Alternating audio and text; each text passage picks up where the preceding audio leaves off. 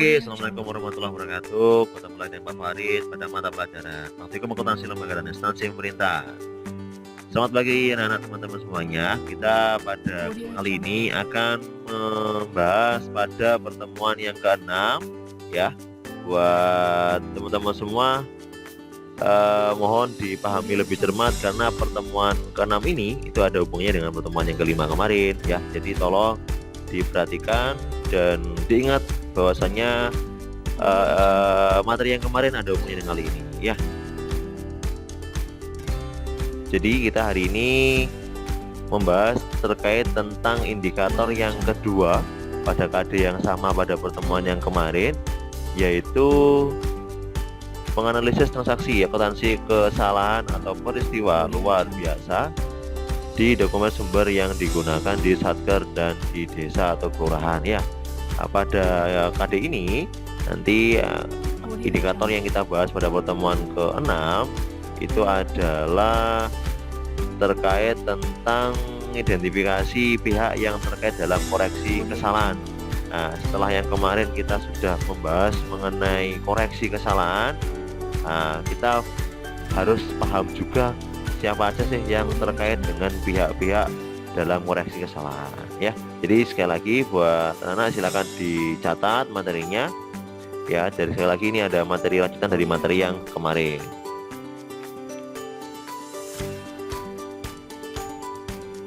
Pihak yang terkait dalam koreksi kesalahan ya.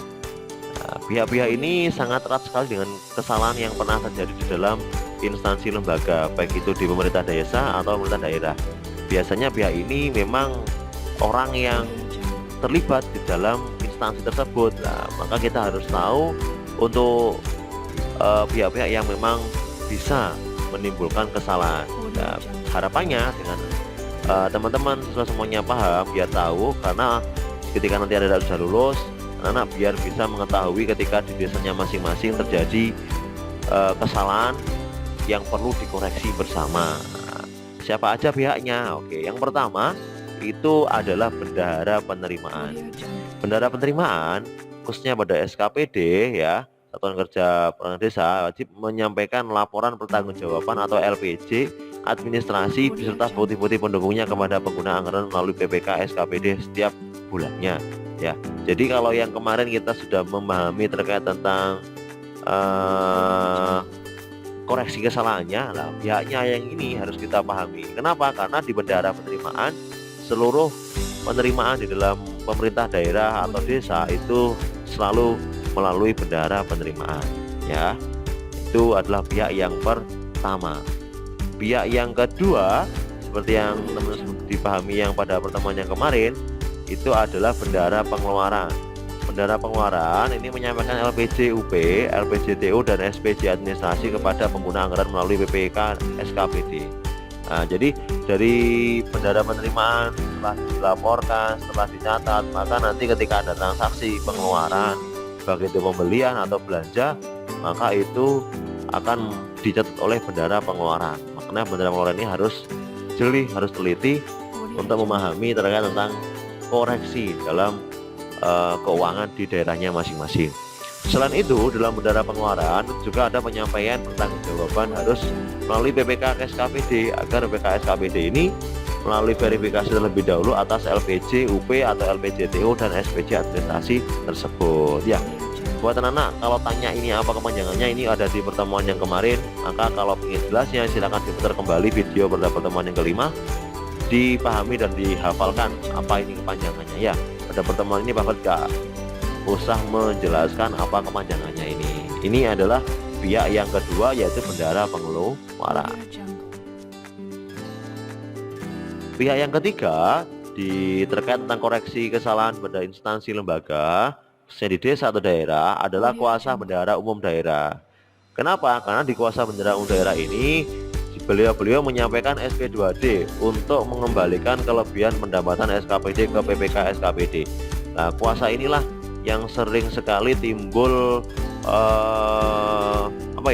penggelapan dana, baik itu di daerah desa maupun daerah di kabupaten atau kota, di mana setiap ada kelebihan itu tidak dilaporkan sesuai dengan realnya di laporannya.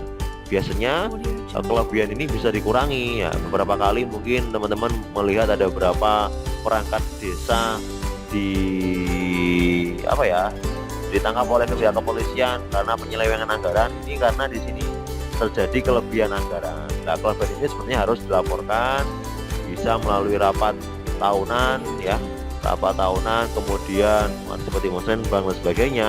Ini untuk apa? Untuk melaporkan kelebihan di setiap anggaran pada periode tertentu ya.